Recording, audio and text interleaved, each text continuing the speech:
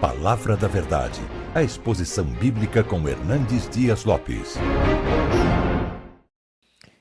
Nós estamos ainda aqui em São Paulo, em quarentena, isolamento social, mas a palavra de Deus não está em quarentena. A palavra de Deus não está algemada. A palavra de Deus é livre e poderosa. E nós esperamos que nesta manhã você possa ser edificado, consolado e desafiado pelas Escrituras. Eu quero conclamar você para ler comigo na carta de Paulo aos Romanos, no capítulo 12, versos 1 e 2. Eu não vou fazer propriamente dito uma exposição desse texto, mas eu quero considerar um assunto com você a partir desse texto. Então, abra sua Bíblia comigo aí em Romanos 12, versos de 1 a 2. O apóstolo Paulo diz assim: rogo-vos, pois, irmãos, pelas misericórdias de Deus, que apresenteis o vosso corpo por sacrifício vivo, santo e agradável a Deus, que é o vosso culto racional. E não vos conformeis com este século, mas transformai-vos pela renovação da vossa mente, para que experimenteis qual seja a boa, agradável e perfeita vontade de Deus. Bom, você sabe que a carta de Paulo aos Romanos é o grande tratado teológico escrito pelo apóstolo Paulo. Talvez o ponto culminante dos seus ensinamentos, da sua doutrinação, das verdades gloriosas do Evangelho. Esta carta tem sido extremamente influente na história da humanidade. Foi, por exemplo, um instrumento tão importante na conversão de Agostinho de Hipona, bem como na conversão de Martinho Lutero. Talvez ninguém conseguiu jamais expor toda a profundidade desta epístola, inspirada pelo Espírito Santo e escrita por este bandeirante do cristianismo, o apóstolo Paulo. Esta carta é dividida em duas partes principais.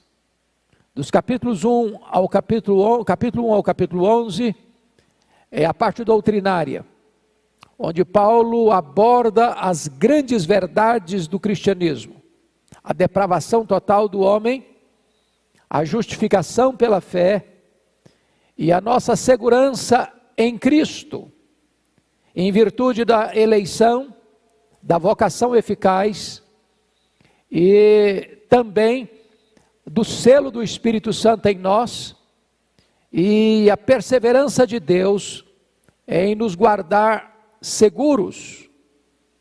Mas a segunda parte desta epístola, dos capítulos 12 a 16, Paulo faz uma aplicação da doutrina. É a parte prática da epístola. E parece-nos que esta era a maneira de Paulo ensinar. Primeiro ele dava a base doutrinária, depois ele fazia a aplicação.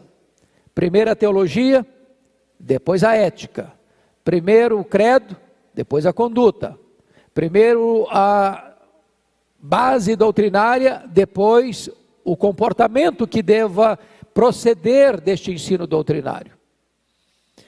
E Paulo, então, a partir do capítulo 12, vai resumir esta questão prática da vida cristã em virtude da doutrina recebida, deve se reverberar, refletir nos nossos relacionamentos. E Paulo aqui vai tratar de vários relacionamentos que decorrem desta verdade transformadora do Evangelho que nos alcançou e que nos transformou. O primeiro relacionamento, fruto de uma nova vida em Cristo, é o nosso relacionamento com Deus. E é isso que Paulo estabelece nos versos 1 e 2 do capítulo 12. Rogo-vos, pois, irmãos, veja você que esta preposição pois é uma espécie de elo de ligação entre o que Paulo ensinou até agora, dos capítulos 1 a 11, com o que ele vai agora estabelecer como norma de vida para os crentes. E ele diz: rogo-vos, pois, irmãos, pelas misericórdias de Deus, que apresenteis o vosso corpo por sacrifício vivo, santo e agradável a Deus, que é o vosso culto racional. Então você encontra aqui primeiro uma apresentação, que vos apresenteis. Depois você, no verso 2, encontra uma inconformação, e não vos conformeis com este século. E depois você encontra uma transformação, para que, mas transformai-vos pela renovação da vossa mente, para que experimenteis qual seja a boa, agradável e perfeita vontade de Deus. Como é que você se relaciona com Deus? É quando você entrega sua vida, seu corpo. É quando você, vivendo neste mundo, caído, posto no maligno, não entra na forma deste mundo, não assume como um camaleão a cor deste mundo. É quando você está no mundo, mas não é do mundo. É quando você vive como cidadão da terra, mas governado pelas leis do céu, porque também é um cidadão do céu. É quando você pauta a sua vida, não pela ética relativa e situacional pregada pelo mundo, mas quando você pauta a sua vida pelos absolutos de Deus, exarados na sua palavra. E então Paulo diz que quando você desta maneira age, você vai sendo transformado pela renovação da sua mente, para que você experimente qual seja a boa, agradável e perfeita vontade de Deus. Primeira coisa, a sua relação com Deus é a sua entrega para Ele, para viver com Ele e para a glória dEle, e para viver neste mundo como um elemento de transformação e não de conformação com este século.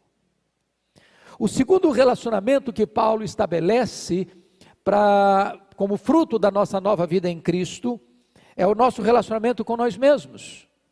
Confira comigo, por gentileza, no capítulo 12, versos 3 a 8. E eu quero só trazer à sua memória esclarecida o versículo 3, porque pela graça que me foi dada, digo a cada um dentre vós, que não pense de si mesmo além do que convém. Antes pense com moderação, segundo a medida da fé que Deus repartiu a cada um. O que Paulo está dizendo é que você não pode ter nem complexo de inferioridade, nem complexo de superioridade. Se você é daquela pessoa que se diminui, se achata, e olha no espelho, e se sente desprezado, e não gosta do projeto, você está rejeitando com isso o projetista. Então a palavra de Deus não sustenta o complexo de inferioridade, a autoestima achatada. Por outro lado, a palavra de Deus também jamais pode abonar o sentimento ou o complexo de superioridade, você achar que é maior do que é, melhor do que é, e se envaidecer. A Bíblia diz que Deus rejeita o soberbo, Deus declara guerra contra o altivo, contra o arrogante, contra aquele que jacta-se de suas virtudes ou de suas obras. Então, para você ter uma relação saudável com você mesmo, precisa observar o que ele diz no verso 3. Não pense de si mesmo além do que convém. É claro que se Paulo diz que não pense de si mesmo além do que convém, você não deve pensar de si mesmo aquém do que convém. Porque você e eu somos o que somos pela graça. O valor que nós temos é porque Deus nos arrancou da fornalha da condenação, como um tição tirado do fogo. Mas agora nós temos valor porque agora somos filhos de Deus, somos herdeiros de Deus, somos membros da família de Deus, somos cidadãos dos céus e temos a alegria de ter o nosso nome escrito no livro da vida. Então, quando você compreende a obra da redenção, quando você compreende o amor de Deus, o sacrifício de Cristo e a ação do Espírito Santo, que mudou a sua história, a sua vida, dando-lhe um novo coração, uma nova mente, uma nova vida, uma nova família, uma nova pátria, uma nova herança, você se exulta em Deus, por causa da graça que alcançou a sua vida, e você tem uma autoestima saudável, e uma relação com você mesmo, diante do espelho, também saudável.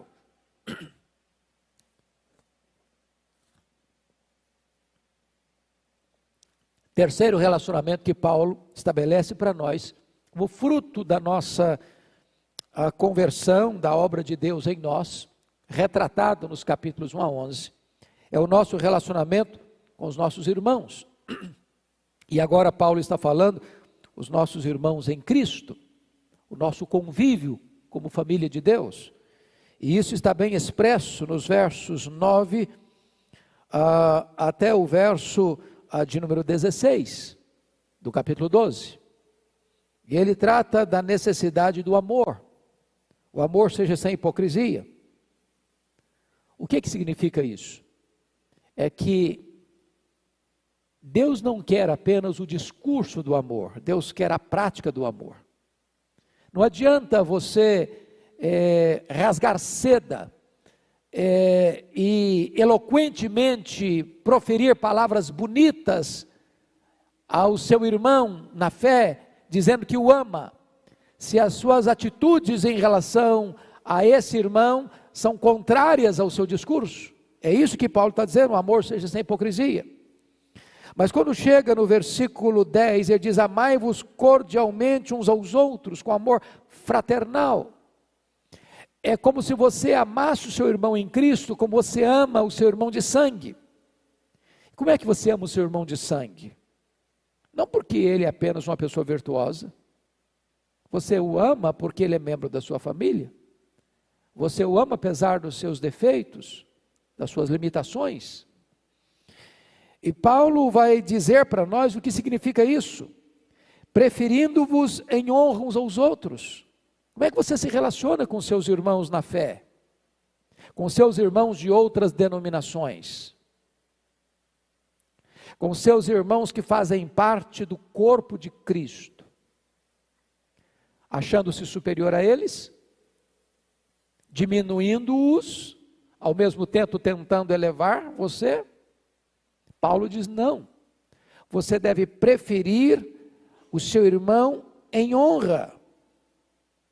Ou seja, na ordem da vida cristã é primeiro Cristo, depois o outro, só então você.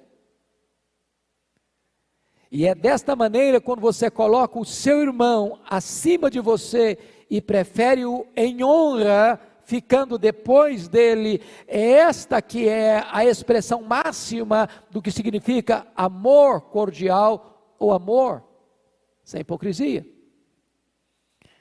É desta forma que Paulo vai mostrar que é esta a grande bandeira que se desfralda no testemunho cristão, porque é Jesus quem disse isso: nisto conhecerão todos que sois meus discípulos, se tiverdes amor uns pelos outros. Mas ainda no versículo 13, o apóstolo Paulo retrata uma outra expressão desse amor, quando ele diz: compartilhai as necessidades dos santos, praticai a hospitalidade. Ou seja, como é que eu me relaciono com os meus irmãos na fé? É quando eu, tendo a oportunidade de socorrer o meu irmão que está passando uma necessidade, o faço sem detença. Eu acho que vocês já ouviram, e nós estamos reiterando aqui o apelo que o pastor Arival tem feito nos cultos aqui na Escola Bíblica Dominical e pelas redes sociais, para que nós nos unamos, por exemplo, nesta época de pandemia que assola a nação brasileira, que desidrata a economia do país, tantas pessoas desempregadas, tantos empresários fechando as portas da sua empresa, sem perspectiva de retornar, que nós sejamos solidários em socorrer os nossos irmãos que estão precisando de um socorro imediato. E eu volto a reiterar este apelo de que você que tem recursos, e você que pode, você que é sensível a este apelo, que você nos ajude a ajudar as pessoas necessitadas, porque está escrito aqui que nós precisamos compartilhar as necessidades dos santos. Mas finalmente Paulo trata dessa questão do relacionamento com os nossos irmãos, quando ele chega no verso 16, ele diz assim: tende o mesmo sentimento uns para com os outros, em lugar de serdes orgulhosos, condescendei com o que é humilde, não sejais sábios aos vossos próprios olhos. Talvez a maneira mais vergonhosa de eu me exaltar é rebaixar o meu irmão. Porque quando eu rebaixo o meu irmão, automaticamente eu estou me autopromovendo. E Paulo, sabendo de que o nosso coração enganoso, tendencioso para o orgulho, põe o machado da verdade na raiz deste perigo e diz: tende o mesmo sentimento uns para com os outros, em lugar de serdes orgulhosos, condescendei com o que é humilde.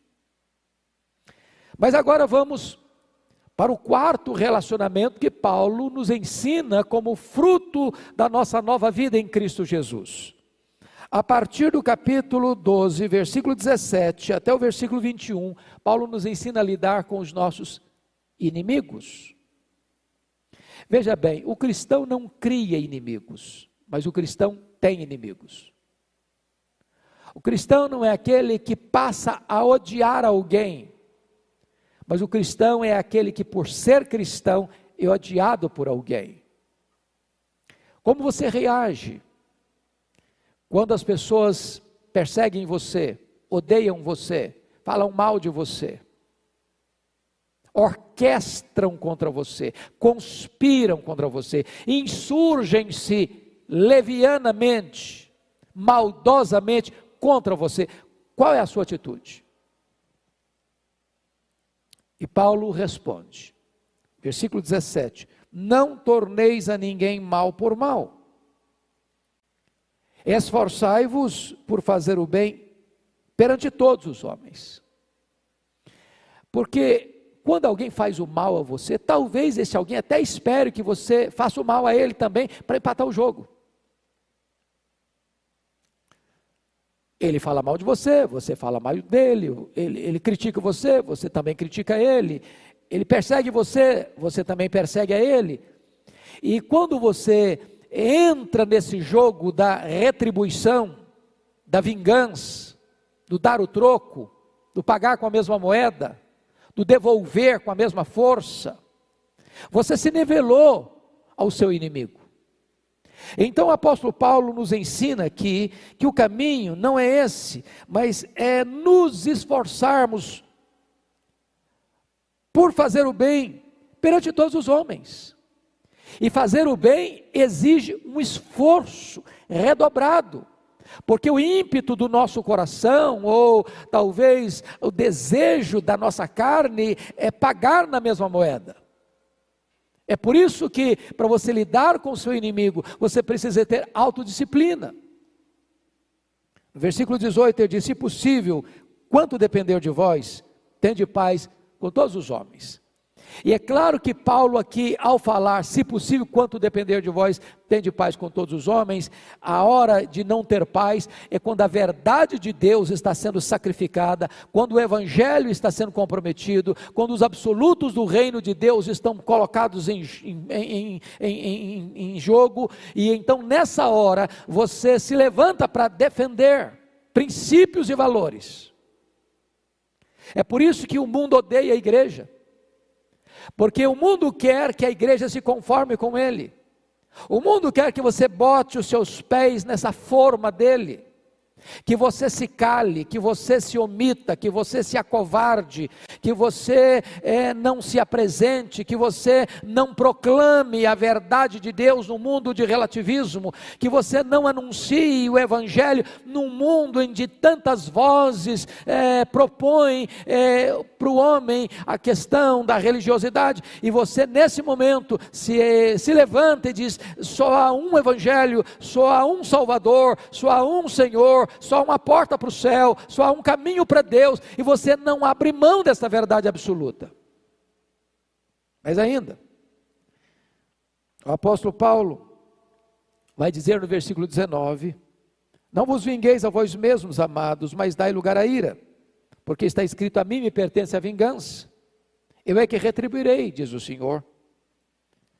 Então, o que Paulo está nos ensinando é que se alguém fizer o mal a você, você não devolve na mesma moeda. Você não pratica vingança, porque praticar a vingança é tirar das mãos de Deus uma atribuição exclusiva sua. A mim me pertence a vingança. É arrogar para si uma função exclusiva de Deus. Mas note comigo, versículo 20.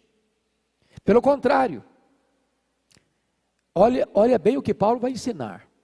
Não basta a você apenas não retribuir, vingando-se. Olha o verso 20, pelo contrário. Se o teu inimigo tiver fome, dá-lhe de comer. Se tiver sede, dá-lhe de beber. Porque fazendo isto, amontoarás brasas vivas sobre a sua cabeça. Você não apenas não paga o mal com o mal, você dá um passo a mais, você tem uma reação transcendental, você paga o mal com o bem. E Paulo ensina isso não filosoficamente, mas ele desce para o campo prático, dizendo: se o teu inimigo tiver fome, dá-lhe de comer, se tiver sede, dá-lhe de beber. É por isso que agora há pouco nós ouvimos o pastor Arival, quando falou da questão das cestas básicas que estão sendo distribuídas pelo Brasil afora, e graças a Deus, porque as pessoas têm sido tão generosas e contribuído, mas estamos distribuindo também cestas básicas com aqueles que talvez até perseguem a igreja ou falam mal da igreja. Por quê? Porque este é o cristianismo, esta é a prática cristã. Nós cuidamos prioritariamente da nossa família, nós devemos fazer o bem a todos, especialmente os da família da fé, mas nós devemos, além da família da fé, fazer o bem a todos, inclusive aos nossos inimigos. É isso que Paulo está nos ensinando aqui. Então você precisa aprender a relacionar-se com os inimigos, de forma bíblica. Pois bem, depois que Paulo falou da sua relação, da nossa relação, como fruto da obra da graça de Deus em nós, com Deus, com você mesmo, com seus irmãos e com seus inimigos, agora, em quinto lugar, Paulo vai falar da relação do cristão com as autoridades constituídas. E ele trata disso no capítulo 13 de Romanos. Quando ele diz: todo homem esteja sujeito às autoridades superiores, porque não há autoridade que não proceda de Deus, e as autoridades que existem foram por ele instituídas, de modo que aquele que se opõe à autoridade resiste à ordenação de Deus, e os que resistem trarão sobre si mesmos condenação. Então preste bem atenção nisso. Um cristão é um cidadão deste mundo também, e como tal, é alguém que respeita a ordem, que respeita o Estado de Direito, que respeita as autoridades constituídas. Ainda que discorde da pessoa, ele respeita a posição que esta pessoa ocupa e exerce por delegação. Você bem sabe que dentro do conceito nosso humano de democracia, dizemos que democracia é o governo do povo, pelo povo e para o povo. Mas quando você examina do ponto de vista teológico, Na verdade, a última fonte e a grande fonte do poder não emana do povo, emana de Deus. O povo é apenas um instrumento para que o propósito e a vontade de Deus se consume. Todo governante precisava entender isso, que ele governa debaixo do governo maior de Deus. Quem constitui é Deus, quem coloca no trono é Deus, quem tira do trono é Deus. Deus pode até usar e usa o povo como seu instrumento, mas finalmente quem é o supremo governante do universo, quem está sentado na sala do trono é Deus.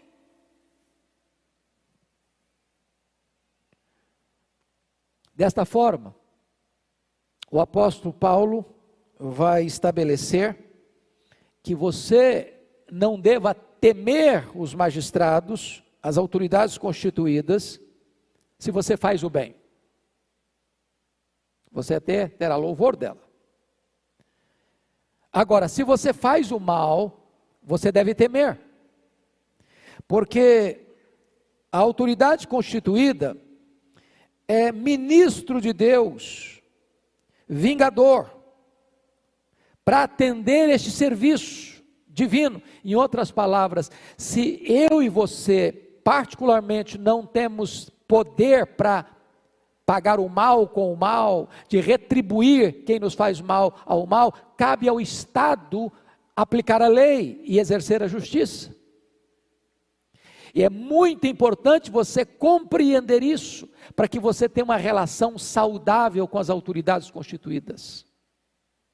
Nosso papel ainda, como Paulo ensina na sua carta, a primeira carta a Timóteo, é de orar pelas autoridades constituídas.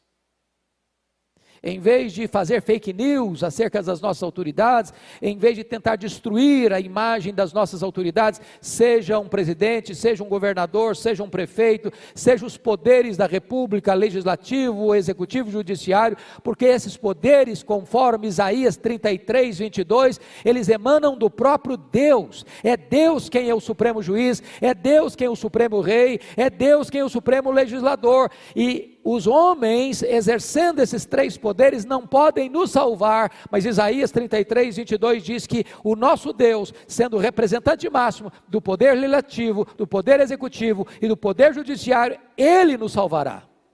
Nele está a nossa salvação. Pois bem, depois que Paulo então tratou desses cinco relacionamentos, fruto da nossa nova vida em Cristo, relacionamento com Deus, relacionamento com nós mesmos, relacionamento com os nossos irmãos, relacionamento com os nossos inimigos, relacionamento com as autoridades constituídas. Paulo conclui esta matéria da aplicação da doutrina, mostrando como é que deve ser o nosso relacionamento com os nossos irmãos em Cristo que pensam diferente de nós. Por que é importante isso? Porque nós precisamos ter uma visão mais ampla do corpo de Cristo. Às vezes a gente pensa que a nossa igreja ou a nossa denominação é a única representante do reino de Deus na terra. E às vezes nós achamos que nós somos os únicos que estão marchando rumo ao céu. E desprezamos outros irmãos, porque eles têm algumas deficiências, porque achamos que nós somos os melhores. Precisamos baixar a bola e acabar com essa arrogância. Então o apóstolo Paulo vai tratar aqui como é que você se relaciona com irmãos que pensam diferente. E Paulo levanta aqui um problema, uma questão para tratar dessa matéria. Naquela época que Paulo escreveu esta carta, existia dois tipos de grupos dentro da igreja: os chamados crentes fortes e os chamados crentes fracos. Paulo, lá no capítulo 15, se apresenta, no versículo 1, como membro deste grupo chamado os crentes fortes.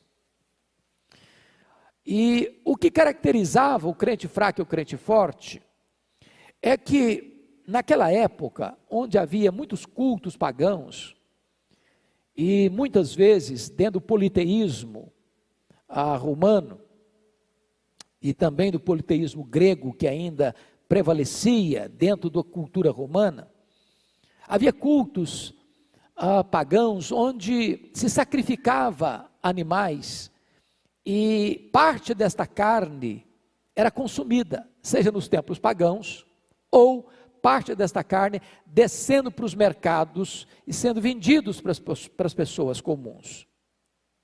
Então, os chamados crentes fracos, com medo de se contaminarem, resolveram não comer carne, só comer legumes. É o que ele diz aí no capítulo 4, versículo 14, versículo 1. Acolhei ao que é débil na fé, não porém para discutir opiniões. Um crê que de tudo pode comer, mas o débil come legumes. E aí Paulo estabelece no verso 3, quem come não despreze o que não come, e o que não come não julgue o que come, porque Deus o acolheu. O que Paulo está ensinando aqui?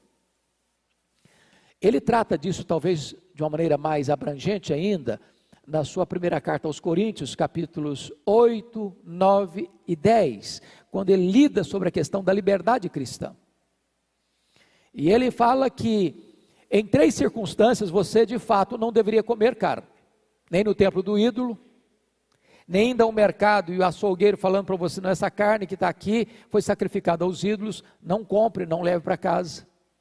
Ou se você for na casa de um amigo, não cristão, e ele convidar você para um jantar, e ao pôr a mesa, dizer assim para você, bom, essa carne que está aqui à mesa, foi sacrificada aos ídolos. Ele diz, nessa conjuntura, não coma. Mas você não deve ficar numa paranoia de achar que tudo foi sacrificado aos ídolos, e com isso deixar de comer, como algumas vezes aconteceu aqui no Brasil, algumas ondas da época chamada da nova era, que dava uma explosão sobre esse assunto, aí não podia comprar esse produto, porque a empresa tinha ligação lá com o satanismo, esse produto também não come, porque também o dono dessa empresa é satanista, ou é ateu, etc. E foi uma paranoia, muita gente deixando de comprar e comer algumas coisas normais e lícitas. Esses eram os crentes fracos. A consciência dele era ferida por qualquer coisa, eram hipersensíveis. E o que estava acontecendo? A igreja começou a se dividir por esse assunto. Então vinha um crente forte que achava que podia comer de tudo, e olhar para o crente fraco e dizer, você é um fracote, você é um crente de segunda classe, você não tem conhecimento, você é bebê na fé, você não tem entendimento espiritual, você não tem maturidade espiritual. Você está aqui no escabelo dos meus pés, não entende as coisas, não conhece Bíblia, não conhece teologia, não conhece doutrina, e desprezava o crente fraco. Qual era o problema do crente fraco? É que ele olhava para o crente forte, que achava que podia comer de tudo, dentro destas exceções que eu acabei de falar, e julgava o crente forte. Você não é crente. Se você fosse crente mesmo, você não comia carne. Se você fosse crente mesmo, você não tinha essa prática. E começava a julgar os crentes fortes. Qual a orientação de Paulo? Versículo 3, capítulo 14. Quem come, não despreze o que não come. Paulo está dizendo para o crente forte, não despreze o crente fraco. Agora, olha outro lado da moeda. E o que não come, o crente fraco, não julgue o que come, o crente forte, porque Deus o acolheu. Bom, vamos partir agora para uma aplicação para a nossa realidade brasileira. Quantas vezes, meus irmãos, nós drenamos as nossas energias discutindo coisas pequenas, miúdas, de estilo de roupa,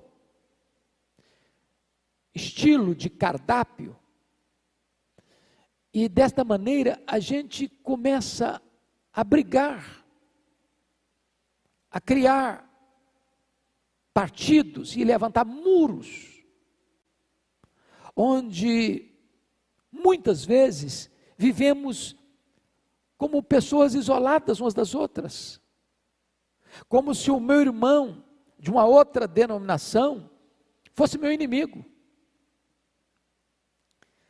Quando eu parece que não tenho prazer em ouvir que a igreja que ele está pastoreando está crescendo. Ou não acredito que pelo fato dele ter, na minha opinião, crente forte, deficiências de conhecimento, que ele não é um cristão genuíno. E desta maneira, os crentes, em vez de viverem em comunhão e unidade, para que o mundo creia, tantas vezes vivem brigando, se digladiando, entrando em conflito, entrando em guerra, entrando em discussões inócuas, inoportunas, e tantas vezes trazendo prejuízos ao reino de Deus. Como é que Paulo lida com isso? Olha o que ele diz, versículo 5. Vamos pegar no versículo 4 primeiro. Quem és tu que julgas o servo alheio? Para o seu próprio Senhor está em pé ou cai, mas estará em pé porque o Senhor é poderoso para o suster. Versículo 5. Um faz diferença entre dia e dia, outro julga iguais todos os dias. Cada um tem opinião bem definida em sua própria mente. Quem distingue entre dia e dia para o Senhor o faz, e quem come para o Senhor come, porque dá graças a Deus, e quem não come para o Senhor não come, dá graças a Deus. O que Paulo está dizendo é o seguinte: se você acha que não deve comer carne, ok, você está fazendo isso e dando graças a Deus, porque você não come carne, e você acha que come carne, eu como carne, bom, você come carne e dá graças a Deus que come carne, então você faz uma coisa e outra para Deus, para a glória de Deus. Ambos são crentes, ambos são servos de Deus, uns com deficiência, outros com menos deficiência, mas é hora de nós aprendermos a lidar com os irmãos que pensam diferente de nós, para acolhê-los, em vez de rejeitá-los. Como é que Paulo lida com isso então, para fechar esse argumento? Olha comigo o versículo 7 e 8. Porque nenhum de nós vive para si mesmo, nem morre para si mesmo. Porque se vivemos para o Senhor vivemos, se morremos para o Senhor morremos, quer pois vivamos, quer pois morramos, nós somos do Senhor. Então Paulo exorta no verso de número 10, tu porém, por que julgas a teu irmão? E tu, por que desprezas o teu? Ele está falando para crente, preste atenção, ele está falando para o crente fraco, que julga, está falando para o crente forte, que despreza. Então ele diz assim, tu porém, por que julgas a teu irmão? E tu, por que desprezas o teu? Pois todos compareceremos perante o tribunal de Deus. E ele diz no verso 12, assim pois, cada um de nós dará contas de si mesmo a Deus. Então, Paulo está mostrando o seguinte, em vez de a gente ficar discutindo opiniões dentro da igreja, dividindo a igreja, machucando pessoas, julgando uns, desprezando outros, nós deveríamos ter uma postura de acolher, conforme o verso 1, acolhei ao que é débil na fé, não porém para discutir opiniões. Sabe o que Paulo está dizendo aqui? Aquele que é o crente forte tem maior responsabilidade. Qual a maior responsabilidade dele? Acolher o fraco, não para discutir opiniões. E olhe o conselho de Paulo final no verso 13. Não nos julguemos mais uns aos outros. Pelo contrário, tomai o propósito de não pôr de tropeço ou escândalo ao vosso irmão. Ele vai dizer no verso 15, se por causa de comida o teu irmão se entristece, já não anda segundo o amor fraternal. Por causa da tua comida, não faças perecer aquele a favor de quem Cristo morreu. E ele prossegue o argumento no verso 19, assim pois seguimos as coisas da paz e também as da edificação de uns para com os outros. E Paulo é contundente no verso 20: não destruas a obra de Deus por causa da comida. Todas as coisas na verdade são limpas, mas é mal para o homem comer com escândalo. É bom não comer carne, nem beber vinho, nem fazer qualquer outra coisa com que teu irmão venha a tropeçar, ou se ofender, ou se enfraquecer. E ele diz, fechando o argumento no verso 23, mas aquele que tem dúvidas é condenado a se comer, porque o que faz não procede de fé, e tudo que não provém de fé é pecado. O que Paulo está dizendo? Se você não tem a compreensão, e você se sente agredido na sua consciência de fazer algo, não faça, para agradar alguém, não faça. É isso que Paulo está dizendo. Está falando para os crentes fracos aqui, aqueles chamados crentes fracos. Se você acha que não deva comer, não faça isso para agradar ninguém. Se você não faz por fé, se você não faz por convicção, se você não faz porque você acha que não deva fazer, não faça. Porque o que não provém de fé é pecado. Então, eu quero concluir este estudo levando você ao capítulo 15, no versículo 1, Paulo diz assim: ora nós que somos fortes, e aí ele se apresenta como fazendo parte deste time que se chama forte, nós que somos fortes, devemos suportar as debilidades dos fracos e não agradar-nos a nós mesmos. Portanto, cada um de nós agrade ao próximo no que é bom para edificação. Meu amado irmão, este é o apelo então que eu faço a você agora.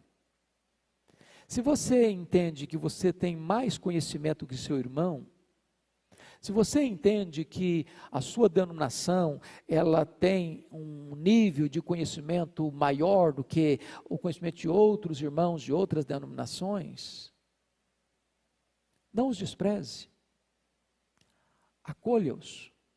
Não para discutir opiniões.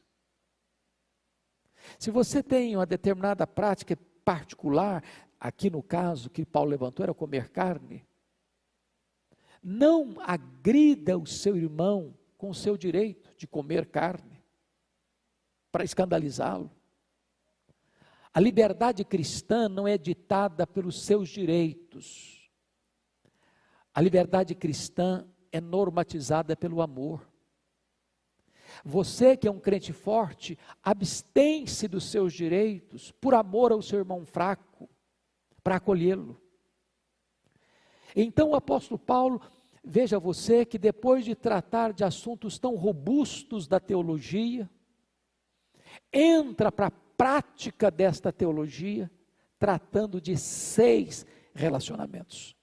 Primeiro, relacionamento com Deus. Segundo, relacionamento com você mesmo. Terceiro, relacionamento com seus irmãos. Quarto, relacionamento com os seus inimigos. Quinto, relacionamento com as autoridades constituídas. E sexto, relacionamento com os seus irmãos que pensam diferente de você. Que Deus nos ajude a viver a doutrina. E viver a verdadeira doutrina é termos relacionamentos saudáveis com Deus, com nós mesmos, com o nosso irmão, com aqueles que nos perseguem, com as autoridades constituídas e com os irmãos nossos que pensam diferente de nós. Que Deus abençoe você, que Deus guarde você, que Deus edifique o seu coração, que Deus sustente a sua vida. Amém. Palavra da Verdade, a exposição bíblica com Hernandes Dias Lopes.